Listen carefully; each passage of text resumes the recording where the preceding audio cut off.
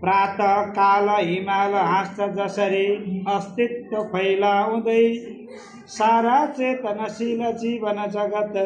बिउजन्छ जागा हुँदै यो जागापन साथ सिर्जनामुखी फैलाउँदै चेतना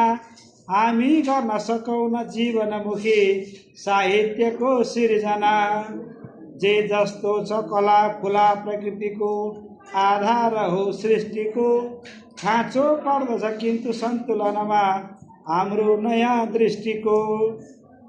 जस्तो जो परिदृश्य होस् प्रकृतिको यो पारदर्शी पनि सम्झाएर सिकाउँला गुरु बने आदर्शको जीवनी अग्लो कोट बनेर बढ्छ बिरुवा पर्याप्त पानी परे हल्ला उद्यमशीलता समयमै राम्रो लगानी गरे सग्लो स्वस्थ बनाउने सुरकसी पानी लगानी गरी चम्काउँ लटरम्म फूल फलले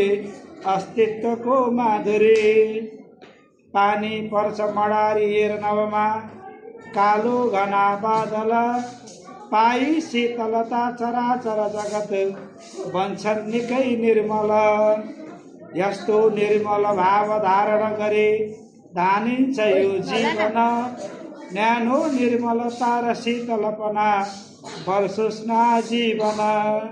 प्राणी लिन्छ हराभरा प्रकृतिको आनन्द आस्वादन मान्छे गर्छ खुलेर कर्मठ भने आह्लादको दोहन यो आह्लाद समेटी प्रकृतिमा जो बन्छ आनन्दित काव्यानन्द समान जीवन सुधा पाइ बन्यो बन्दित राम्रो स्वच्छ हराभरा प्रकृतिको आत्मीयता पाउँदा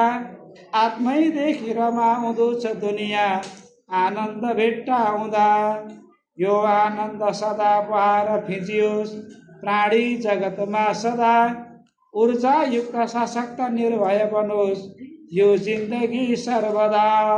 ऊर्जायुक्त सशक्त निर्भय बनोस् यो जिन्दगी सर्वदा।